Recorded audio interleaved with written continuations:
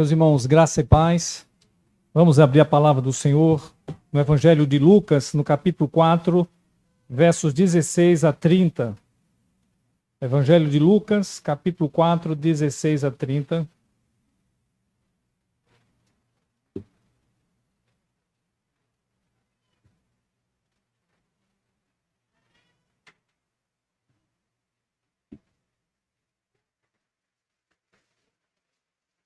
Dando sequência assim à exposição do livro de Lucas, do Evangelho de Lucas.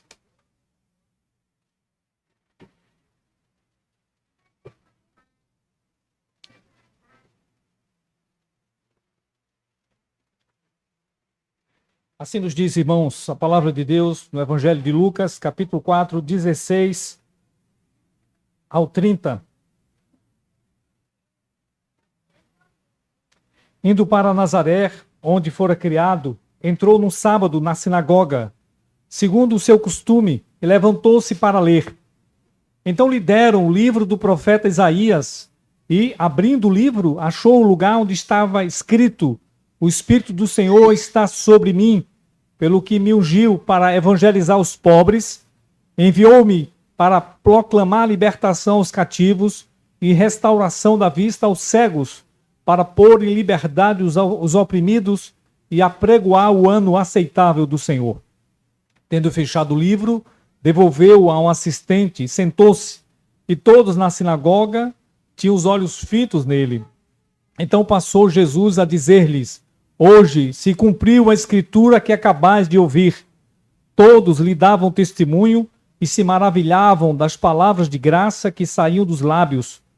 E perguntavam: Não é este o filho de José? Disse-lhe Jesus: Sem dúvida, citar-me-eis este provérbio: Médico, cura-te a ti mesmo. Tudo o que ouvimos ter se dado em Cafarnaum, faze-o também aqui na tua terra. E prosseguiu: De fato, vos afirmo que nenhum profeta é bem recebido na sua própria terra. Na verdade vos digo que muitas viúvas havia em Israel no tempo de Elias, quando o céu se fechou por 3 anos e 6 meses, reinando grande fome em toda a terra. E nenhuma delas foi Elias enviado, senão a uma viúva de Sarepta de Sidom. Havia também muitos leprosos em Israel nos dias do profeta Eliseu, e nenhum deles foi purificado, senão Naamã, o Ciro. Todos na sinagoga, ouvindo estas coisas, se encheram de ira e, levantando-se, expulsaram-no da cidade e o levaram até o cimo do monte sobre o qual estava edificada, para de lá o precipitarem abaixo. Jesus, porém, passando por entre eles, retirou-se. Que Deus nos ajude na compreensão, mas sobretudo na aplicação da sua palavra. Vamos orar mais uma vez? Senhor, obrigado pela oportunidade de estarmos aqui, proferindo a palavra, ouvindo, pregando e sendo por ela edificado pela ação do Teu Espírito em nós, Senhor. Nada podemos, mas recorremos a Ti, como já confessamos nossos pecados, e suplicante nós te pedimos que fale conosco. Fale também às crianças que, junto dos seus pais, possam de alguma forma aprender pelo Teu Espírito aquilo que o Senhor tem preparado para elas também, Senhor. Abençoa as nossas crianças, Senhor, que cresçam no temor do Senhor, imitando inclusive a fé dos seus pais, que possa ser uma fé vívida na palavra, no Senhor, para que possam crescer de fato saudável espiritualmente.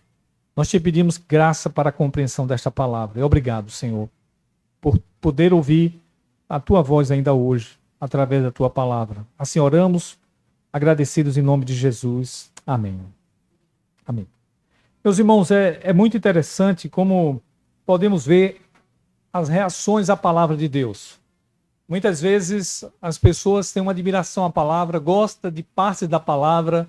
A gente já viu, por exemplo, o famoso locutor, ele proferindo de cor ao belo texto de 1 Coríntios 13, que fala sobre o amor, e encantou as plateias, né? Isso foi, inclusive, repercutido, foi replicado muito na internet, porque a palavra de Deus, de fato, ela é encantadora, é suave, é maravilhosa, ela impacta, ela fala de coisas que mexem o nosso coração. Reações positivas nesse sentido de admiração e também de aceitação dessa palavra. Porém, quando a palavra de Deus chega em partes que confronta o pecador, que mostra que nós somos pecadores, que nós temos desejos ocultos, muitas vezes escondidos, mas a palavra revela o íntimo do nosso coração, como nos fala Hebreus no capítulo 12, no capítulo 4, verso 13, que a palavra é como espada. 12, no versículo 12 do capítulo 4 de Hebreus, ele diz que era uma espada de 2 gumes, apta para separar juntas e medulas, e espírito e alma, e também para discernir os propósitos do coração. Quando a palavra discerne os propósitos do coração e mostra que somos maus, aí nós não gostamos dela. Nós normalmente reagimos irritados e não gostamos dela. Mas, de fato, ela veio para isso, para revelar nossa culpabilidade, mas não para a condenação.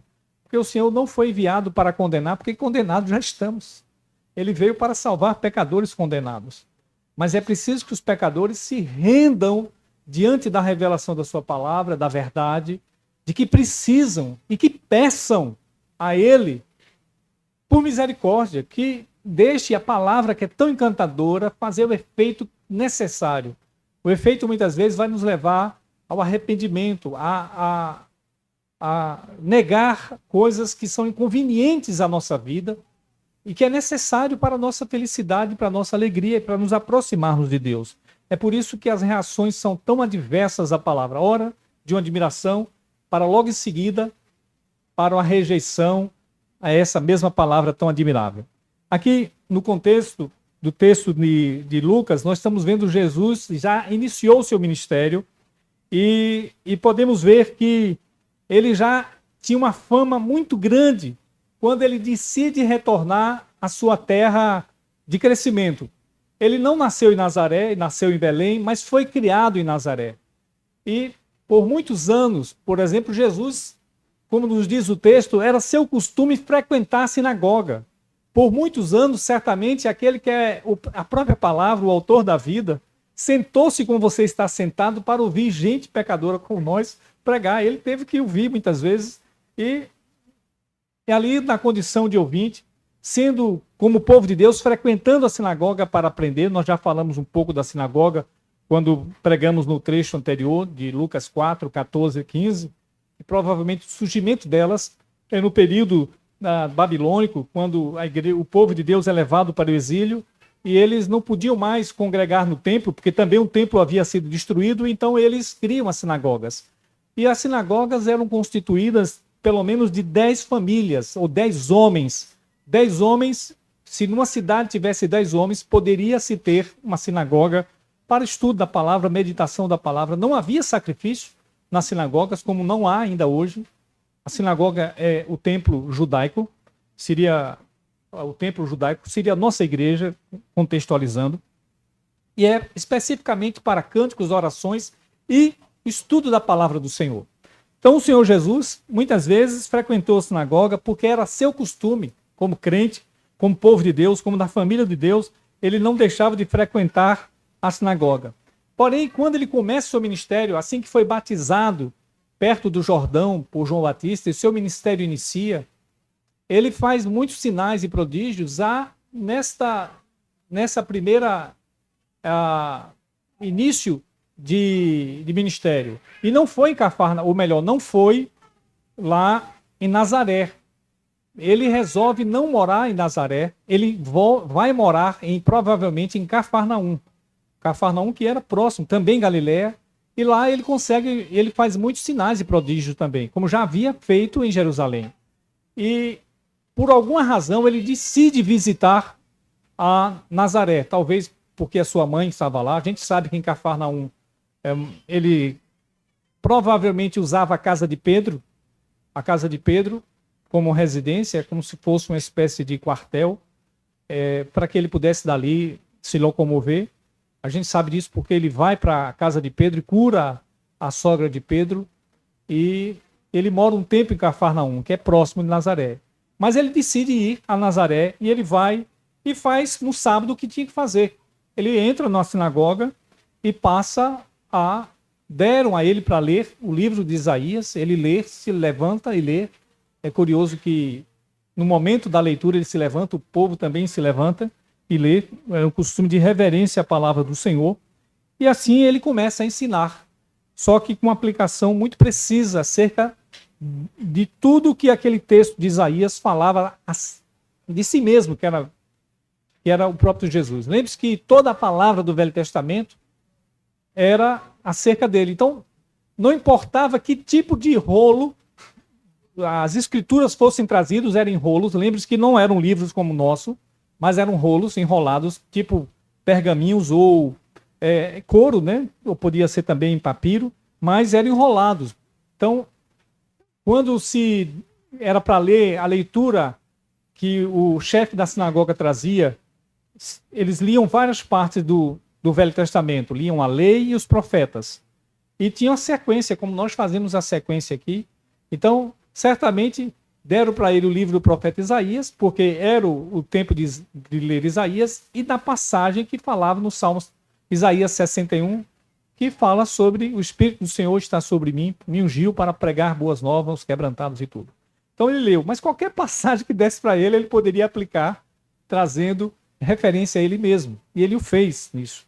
E, resumidamente, a gente viu aqui que a metade do texto que nós lemos, e esse vai ser o esboço do sermão, é que houve muita admiração. As pessoas já sabiam da fama de Jesus, certamente foram porque eles estavam lá naquela sinagoga, muita gente aderiu, estava muito cheia a sinagoga, e ele foi, e na expectativa de ter algum contato com ele, quando ele então é chamado para ler, e ele então prega.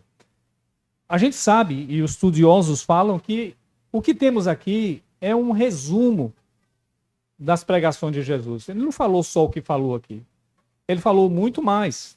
Mas, evidentemente, os autores não iam colocar toda a sua pregação, todo o seu ensino, que muitas vezes demoravam. Então, era o resumo. E, nessa primeira parte do texto, a gente viu que o povo ficou encantado das palavras de graça que saía da sua boca. E a gente lembra de Salmo 45, que diz que um homem formoso, né, um personagem formoso, Salomão falando sobre o casamento lá no Salmo 45, que dos teus lábios se extravasam a graça. Isso estava acontecendo naquele momento. Ele pregava, ele lia a palavra, dizendo que a palavra que ele estava lendo estava se cumprindo, e as pessoas ficaram admiradas, encantadas, dando testemunho das palavras de graça que saía da sua boca. Então veja essa primeira reação. Mas em seguida, quando ele começa a revelar o coração das pessoas, quando ele começa a dizer o que está no pensamento e no coração das pessoas, elas não gostam do que vão ouvir. E a gente tem uma cena aqui absolutamente contraditória à primeira parte do texto. Se na primeira parte do texto é admiração a Jesus, a segunda parte do texto é tentativa de assassinato de Jesus Cristo. No mesmo culto. No mesmo culto, o culto é interrompido, no momento é interrompido que ele estava pregando, tiram ele, levam para fora da cidade e decidem jogá-lo precipício abaixo. Mas não era o tempo e ele se sai. Então veja, esse é o resumo. Basicamente, a gente tem um momento em que Jesus é admirado, é aclamado de certa forma, é respeitado, mas em seguida, quando ele revela o propósito do coração dos homens, eles não gostam e reagem dessa maneira truculenta com o Senhor. Portanto, a mensagem nessa noite será com o tema Reações à Palavra de Deus. Em primeiro lugar, admiração por sua verdade gloriosa. Veja aí o versos 16 a 22, parte A. 16 a 22, parte A. Admiração por sua verdade gloriosa. Então, Jesus então vai para Nazaré. Aqui ele está morando em Cafarnaum, como eu disse no início. Não sabemos a razão dele ir a Cafarnaum. Talvez a sua mãe e seus irmãos estavam lá. E ele vai, no sábado. E era seu costume de crente, costume do povo de Deus se reunir no dia do Senhor. À época, o dia do Senhor era o 7º dia. Para nós, hoje, o dia do Senhor é o primeiro dia da semana. Nós nos reunimos todo domingo. E aqui estamos de manhã para estudar a palavra de Deus e à noite para cultuar o Senhor, conforme estabelecido também com o costume da igreja cristã no Novo Testamento. E ele vai à sinagoga, que era o templo dos judeus à época, né? Seria a igreja dos judeus na época. E ele se levanta para ler. Curiosamente, isso aqui é importante. Eu destaco isso, porque a gente vê isso em Neemias, no capítulo 8, quando Esdras ele pega a palavra e abre a palavra e vai ler, o povo se levanta também para ouvir a palavra em pé. Há uma reverência à palavra. É por isso que muitas vezes nós pedimos que as pessoas fiquem em pé. O próprio Senhor Jesus se levantou para ler a palavra. E ele então recebe o livro do profeta Isaías. Como eu disse, o livro não era escolhido por ele. O chefe da sinagoga certamente dava, porque havia uma sequência de leitura. E isso era muito bom, né? É muito bom que a gente tenha uma sequência de leitura para compreender o todo, o contexto todo. E ele então deu ali o livro do profeta Isaías, e a passagem escolhida era exatamente Isaías 61. E o Senhor então profere no verso 18, dê uma olhada aí, ele diz que o Espírito do Senhor estava sobre ele, porque ungiu para evangelizar os pobres. Primeira coisa aqui importante. Veja, irmãos, que coisa maravilhosa. O Senhor, quando decidiu mandar seu filho, não decidiu nascer em berço esplêndido em Jerusalém, com os rabinos, embora ele teve contato com o rabino aos 12 anos, mas havia o interesse do Senhor em proclamar, sobretudo, as pessoas mais pobres, as mais humildes, as que estavam esquecidas na região da Galiléia. A própria região da Galiléia era desprezada pelos judeus. Eles diziam, pode sair alguma coisa boa da Galiléia ou de Nazaré, pode sair alguma coisa boa, desprezando quem de lá viesse. E o Senhor tem interesse com esse povo pobre, humilde, e ele prega para lá, e ele vai pregar, evangelizar os pobres. É verdade, a Bíblia nos fala sobre isso, que a gente precisa ter esse senso de justiça, de misericórdia, de bondade para com os outros, olhar um pouco o outro que está ao seu lado. A tendência, isso ainda pode marcar nossas vidas hoje, porque o livro de Tiago fala sobre isso, a carta de Tiago fala sobre isso, que muitas vezes há uma preferência pelos ricos e uma exaltação aos ricos, até como tratamos os ricos, muitas vezes em lugar de honra e deixando o pobre em lugar menos honra. Essa é uma tendência do nosso coração, né? Uma tendência de exaltar as coisas materiais deste mundo, as pessoas de condições melhores, mas a palavra de Deus nos chama para ser justas e boas, equilibradas, não valorizando o rico nem o pobre. Todos são iguais diante de Deus e todos devem ouvir a mensagem do Senhor. Mas, sobretudo, os pobres que eram injustiçados, os pobres de espírito, os pobres também de compreensão, era preciso que a palavra de Deus fosse pregada a essas pessoas. Evangelizá-los, por exemplo. Proclamar libertação aos cativos. Quantas pessoas estão cativas? Mesmo sendo judeus, dizendo assim, os judeus diziam que não eram escravos, não eram escravos de ninguém, porque eram filhos de Abraão, mas estavam presos, ainda estavam rendidos a Roma, estavam também presos em seu pecado. O pecado cativa as pessoas, domina as pessoas. E ele vem para proclamar libertação aos cativos, como também restauração das vidas vistas aos cegos. É verdade que o Senhor deu muitas vistas aos cegos. Isso era real. E ele vai fazer isso, né? Porque muitos de nós padecemos de doenças também oculares e vamos certamente morrer com essas tendências. Se não fosse isso, eu não estaria precisando usar esse negócio para poder enxergá-lo. Mas essa restauração será efetiva no Novo Céu e Nova Terra, embora o Senhor provou que vai fazer isso quando curou e deu vista aos cegos. Mas não era essa vista aos cegos que a palavra de Deus se preocupa. São cegos que não compreendem a palavra do Senhor. Mesmo lendo, Isaías 29 nos mostra lá que pessoas que têm um livro, que sabem ler, têm um livro da palavra, se não tiver a compreensão de Deus, o livro de Deus será como um livro selado, que ela não consegue ler, mesmo sabendo ler, ela não vai entender. Ou como alguém que não sabe ler, simplesmente dá um livro aberto, não está selado, ele não vai entender. Assim é aqueles que não buscam o Senhor para compreender a sua palavra. Precisa submissão para compreender a sua palavra. É por isso que a gente pede às pessoas que anualmente façam a leitura da Bíblia, a gente está incentivando isso esse ano, mas toda vez que você for ler a Bíblia, você tem que parar antes de dizer, Senhor, me ajude a compreender o que está aqui. Me dê interesse por estar lendo a tua palavra com interesse.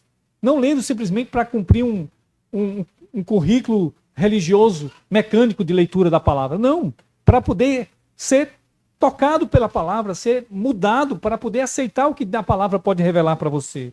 Então, é preciso que Deus tire as vendas dos nossos olhos para que enxergamos, somos como cegos, para que enxergamos a sua verdade. E também ele disse que veio trazer libertação aos oprimidos. Quantas pessoas estão oprimidas também pela situação seja situação familiar, situação política, social, situação também espiritual, opressão. Mesmo crentes vivem oprimidos. E o Senhor, quando se relaciona conosco, na sua palavra, nós somos também libertos dessa opressão. O Senhor veio trazer isso. Veja que tudo aquilo que ele estava pregando trazia certamente um ânimo muito grande às pessoas. Era a Bíblia, né, sendo pregada. Só que, certamente como hoje, muitas vezes o Senhor prega uma coisa como dar vista aos cegos, eles estão pensando exatamente em curar todos aqueles que têm problemas de cegueira física, quando ele está falando de cegueira espiritual, que é muito mais sério do que a cegueira física, é muito mais sério. E aí ele continua citando Isaías, dizendo, e o ano aceitável do Senhor. Aqui a gente sabe, pelos textos da Bíblia, que a gente já expôs aqui, Levítico, Êxodo, e que o ano aceitável do Senhor se refere ao ano do jubileu. A cada 70 anos, Deus proclamava o ano jubileu para o povo. Então, quem tinha dívidas era perdoada, quem tinha seus terrenos perdidos eram devolvidos, deveriam ser devolvidos. Vejam bem, Deus estabeleceu uma espécie de programa de restauração que as pessoas, por alguma situação, às vezes de calamidade fenomenal, ou às vezes de má administração financeira, perdesse seus bens e tivesse que vender, a cada 70 anos, a cada 7 anos tinha também um ano de jubileu, o dia do perdão, mas um ano especial, a cada 70 anos, esse ano, perdão, não, a cada 49, não, 70 anos foi o tempo, eu estou confundindo aqui, perdão. Mas esse ano do jubileu era o ano de perdão, que as dívidas eram perdoadas, os terrenos devolvidos às famílias. Deveria ser assim. Mas Israel não fazia isso. A razão pela qual Deus mandou eles para o exílio, e eles aí sim, aí vem os 70 anos, passaram 70 anos, por tantos anos quanto deixaram de cumprir aquilo que Deus havia cumprido para eles, tinha exigido para eles. Isso trazia um alento até mesmo para resolver a questão social e econômica do povo. Imagine, as pessoas sendo perdoadas de suas dívidas, quer porque administraram mal, ou quer porque foram acometidas por uma situação fenomenológica que trouxe prejuízo para elas, elas eram perdoadas. Eram perdoadas por esse ano do jubileu. Isso era maravilhoso se o povo cumprisse. Mas o povo não cumpria isso. O povo não seguia aquilo que era para devolver. Não cumpria. Por isso que Deus botou os 70 anos do cativeiro, por tantos sábados, quantos anos de jubileu eles não cumpriram. E Deus fez com que eles então perdessem tudo e pudessem relembrar da palavra. E aqui Jesus, veja que até mesmo o ano do jubileu apontava para Jesus Cristo, para a redenção que teríamos. Porque ainda que a gente tenha dívidas aqui neste mundo, tenha perdas aqui neste mundo, nada se compara com a dívida que temos com Deus. Nada se compara com a dívida que eu e você temos com Deus. E Deus mandou Jesus para trazer o ano aceitável do Senhor em nossa vida. Nós somos perdoados, quitados completamente da dívida que temos com Deus. Veja que aquilo tinha uma finalidade prática, o ano jubileu, para resolver os problemas sociais e econômicos do povo, mas apontava para uma finalidade espiritual, do perdão efetivo de Deus em Jesus Cristo. Nossa dívida é perdoada em Cristo. Nós estamos quitados com Deus. Ele veio apregoar o ano aceitável do Senhor. Eu quero fazer uma pausa aqui e perguntar, na sua vida, tem uma data em que você considera o ano aceitável do Senhor na sua vida? Deixe-me citar como exemplo. O ano aceitável do Senhor na minha vida foi março de 88, quando me converti. O ano aceitável do Senhor, que eu compreendi que eu precisava aceitar Jesus. E aceitando Ele, eu me senti aliviado de toda a minha culpa e de todos os meus pecados. Eu espero que você tenha isso na sua vida. Um ano aceitável do Senhor na sua vida. Quando você se torna um crente e decide viver como crente, porque foi liberto por aquele que veio libertar os oprimidos, libertar os cativos. E aí, ele fecha o livro, curiosamente, depois de ler, fechar seria enrolar, no caso, que era um rolo. Ele fechou o livro e sentou-se. Aqui é curioso, um pouco diferente. Para pregar, não se levantava, ele sentava para pregar. Era assim que os rabinos faziam. Ele sentava e começou a pregar. E todos tinham os olhos fitos nele. Aqui é uma coisa importante, até o Matthew Henry faz uma aplicação interessante, ele diz que, de fato, se os seus olhos estão perambulando por aí, seus olhos são a lâmpada da sua vida, do seu coração, se você tem os olhos fixos numa coisa, está concentrado, é mais fácil de que você possa entender o que as pessoas estão falando. Mas se você está distraído, olhando outras coisas, né, é provável que o seu coração não vá ter atenção àquilo que você realmente quer ter atenção. Né?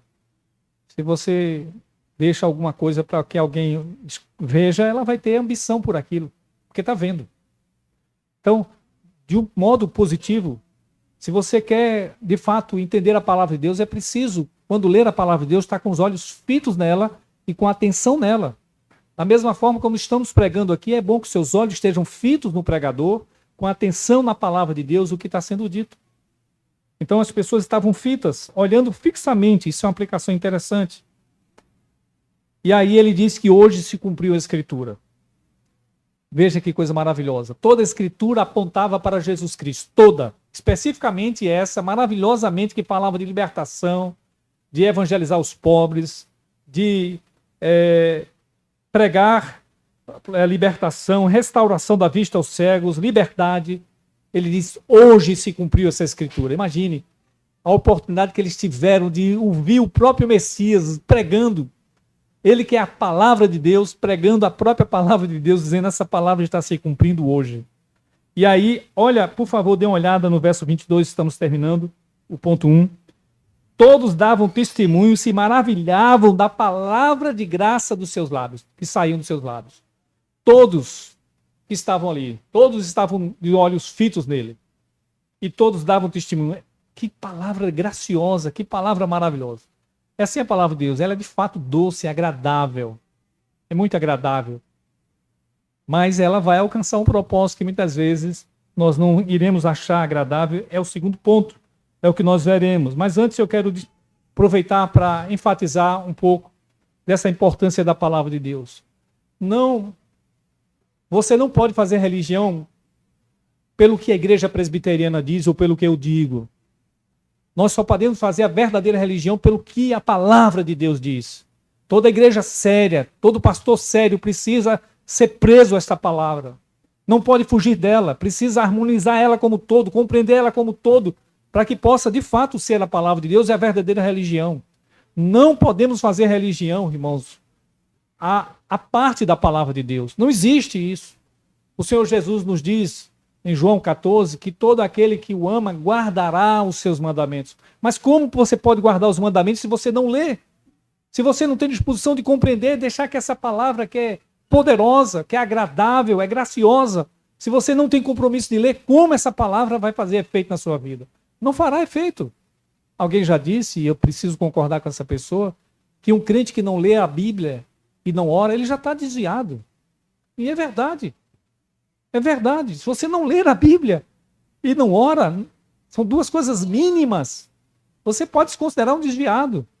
É só uma questão de tempo para a sua carnalidade, o mundo atrair você e você cair na sarjeta do pecado. Então é preciso que a gente leia a palavra do Senhor em uma oração, pedindo, Senhor, revela a tua palavra para mim. Tua palavra é maravilhosa, é graciosa. Fala para mim através da tua palavra. Deus fala com você, irmãos. Jesus é o profeta de Deus que fala com você quando você lê a sua palavra. E ele vai falar diretamente para você. Segundo e último lugar, irmãos, reações à palavra de Deus. Primeiro, admiração pela verdade gloriosa que é a palavra do Senhor. E segundo lugar, rejeição e incredulidade por revelar a própria corrupção. Veja, quando a palavra revela a própria corrupção, aí há rejeição e incredulidade. É isso que aconteceu. Dá uma olhada no verso 22b.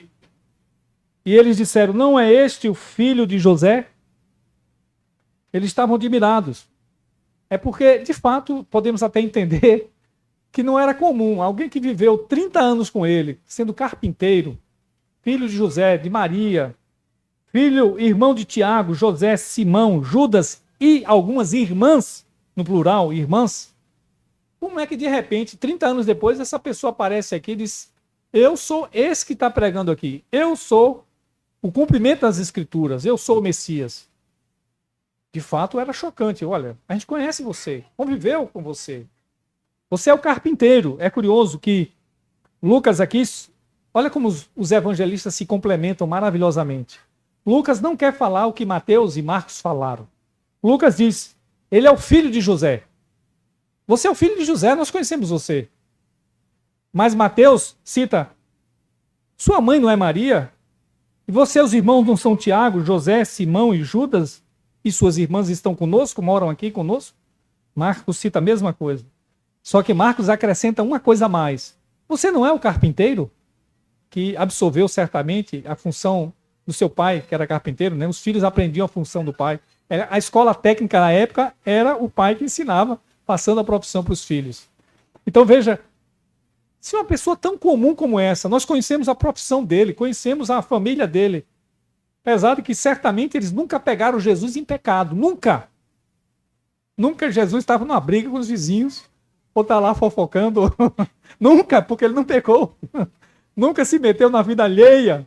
Certamente sempre contribuiu, sempre foi generoso. A gente pode imaginar Jesus convivendo 30 anos com essa comunidade, que alguns teólogos dizem que tinha em torno de 20 mil habitantes. Joséfo, que foi governador da Judéia, ele disse que na região tinha mais de 200 cidades, vilarejos, cidades. E cada uma delas com, no mínimo, 15 mil habitantes. Era gente como que. Já um historiador, um estudioso, disse que Nazaré tinha em torno de 20 mil habitantes. É um bom número, considerável número, uma cidade razoavelmente, não tão grande, mas razoavelmente dá para se conhecer boa parte dessa gente aí. Conhecia Jesus. E de repente ele diz, eu sou o Messias, eu sou isso que está aqui sendo pregado, que está sendo anunciado. Só que Jesus revela para eles o que eles estão pensando. Veja o verso 23, ele diz, vocês vão citar um provérbio, médico, cura a ti mesmo, faz aqui o que você fez na tua terra, o que você fez em outro lugar. Jesus está mostrando para eles, veja só, o próprio Jesus, que é a palavra de Deus, está mostrando o que eles estão pensando. Olha, esse não é José, um carpinteiro, filho disso, irmão daquele outro? Como é que esse, de repente, é o Messias? E como é que ele não está fazendo lá, aqui, o que fez em Cafarnaum? Faze o que tu fizesse em Cafarnaum, curando. Veja, irmãos, novamente aqui é importante. Quanto muitas vezes nós queremos que Deus nos fale por meio de sinais, um sonho, uma coisa grande, ó Senhor, se o Senhor abrir a porta de um emprego para mim, eu vou acreditar no Senhor, eu vou te servir. Se o Senhor me curar de uma doença, eu vou te servir. Não é meio mais fácil você pedir, Senhor, se o Senhor for verdadeiro e essa palavra for verdadeira, que o Senhor me revele através dessa palavra para que eu possa te seguir. Não é bem mais fácil isso? Por que você quer imprimir condições a Deus para aceitá-lo, quando a condição dele é a fé que vem pela palavra, ouvir a palavra para que você creia? Você não pode impor condições para um Deus soberano. Ele já estabeleceu que o genuíno meio de convencimento de todo pecador é pela palavra. Então é na palavra que a gente precisa se convencer e aceitar que ela nos destrinche, nos rasgue o coração e nos fale. E não impor condições para o Senhor. Então o Senhor começou a mostrar para eles. E aí o Senhor começou a dizer uma coisa que eles não gostaram. Vocês estão pedindo que eu cure vocês, como eu fiz em Cafarnaum. Embora eu estava pregando para eles. Estavam admirados com a pregação. Mas quando o Senhor mostrou que eles estavam pensando e desejando, até desqualificando Jesus, porque conviveram com Jesus, o próprio Senhor Jesus disse que um profeta não tem honra em sua própria casa, como tinha citado, ele citou um provérbio, alguns dizem que isso também é um provérbio, um profeta não tem honra em sua própria casa, e ele começa a citar pontos da pregação de Elias e Eliseu, ou melhor, do ministério de Elias e de Eliseu, não da pregação, do ministério de Elias e Eliseu. E o que isso tem a ver agora com a situação de Cafarnaum? Jesus citar o ministério de Elias e Eliseu. É que acontece que no tempo de Elias e Eliseu, o povo estava tão distante do Senhor, que mesmo fazendo portentosos sinais, Elias não parava de fazer sinais grandiosos. Isso não era suficiente para o povo se render ao Deus Jeová e se voltar para a lei que Elias pregava. Pelo contrário, o povo estava facilmente corrompido, mesmo vendo sinais. Eliseu não foi diferente, pelo contrário. Eliseu pediu porção dobrada de Elias para fazer duplamente o que Elias fez. E Deus concedeu. E mesmo isso não levou muita gente ao convencimento. Não levou à conversão. Pelo contrário, o povo continuava fazendo coisas absurdas. E o que Deus fez? Deus decidiu ser gracioso com pessoas que não eram do povo de Israel. No tempo de Elias, ele foi gracioso com a viúva de Sarepta, de Sidom, o povo inimigo de Israel, os filisteus, inimigos de Israel. Deus mandou Elias para ser cuidado e ele também cuidar de uma viúva. Veja, ele diz, olha, no tempo de Elias, havia muitas viúvas em Israel.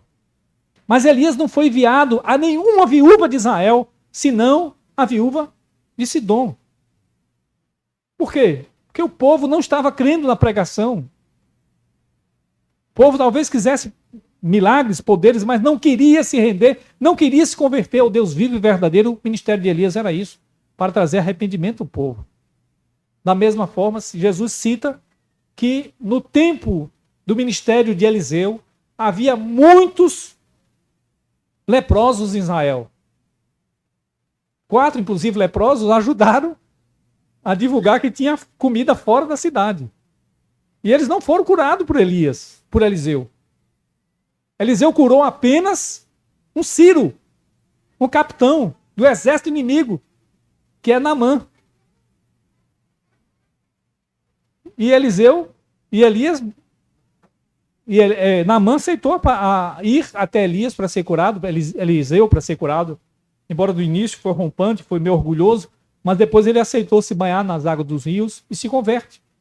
Por uma restauração de sua pele, ele se converte. Então veja, o que Jesus estava citando, usando o Velho Testamento, mostrando que o povo estava no torpor, no endurecimento de coração, que queriam que ele fizesse sinais e prodígios para crer, quando era necessário somente a palavra.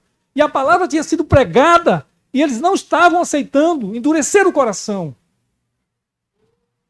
E aqui isso serve de sinal para nós. Muito cuidado. A palavra não vai agradar você muitas vezes. Ela vai corrigir você. Vai falar do seu pecado. Mas ela não quer te derrotar. Na verdade, ela quer dar vitória para nós. Porque quando a gente clama ao Senhor, Senhor, eu estou pecando, eu estou vivendo errado. Tu mandaste o Salvador, que é Jesus. Me ajude a me libertar desse pecado que atrasa a minha vida, que destrói a minha vida. Me ajude, ser um servo do Senhor, a viver de maneira santa com o povo do Senhor. Certamente o Senhor vai lhe atender. Não adianta a gente fugir, irmãos, da palavra e querer nos cercar de pregadores que preguem aquilo que a gente quer ouvir. É preciso que a gente escute aquilo que Deus quer falar conosco na sua palavra. Isso não vai ser bom, não, muitas vezes, né? Não vai ser bom. Acabamos de cantar um hino, que eu não conhecia esse hino que ela cantou, mas você viu quantas vezes chamou as pessoas de pecador? Vem, pecador. Vem, pecador. Que igreja é essa que a gente chama aqui? Vai chamando de pecador? Mas esse é o nosso estado, de pecador mesmo. Por isso que a gente brinca aqui. E aí, pecador? É o nosso estado. Somos miseráveis pecadores que precisam o tempo todo estar arrependido, humilhado, pedindo ao Senhor que transforme o nosso coração, ande humilde com Deus, para que não aconteça o que aconteceu aqui.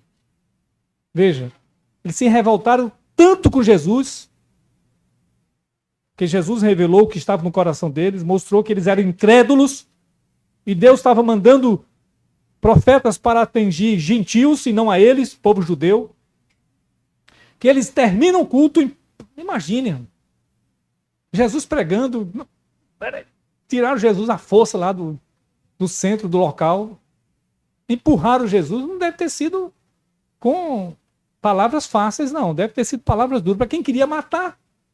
Então já deve ter encaminhado Jesus de maneira violenta, abrupta, com palavras talvez grosseiras, levaram ao cimo do monte para o precipitarem, mas não era a hora dele morrer.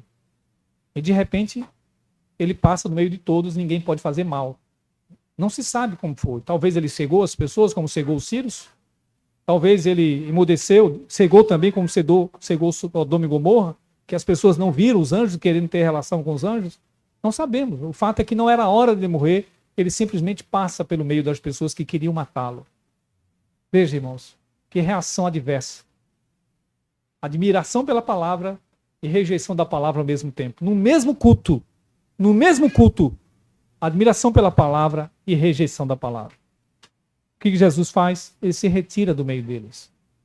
Essa é uma dura cena de Lucas para nós. Cuidado para Jesus não se retirar da sua vida porque você não quer ouvi-lo.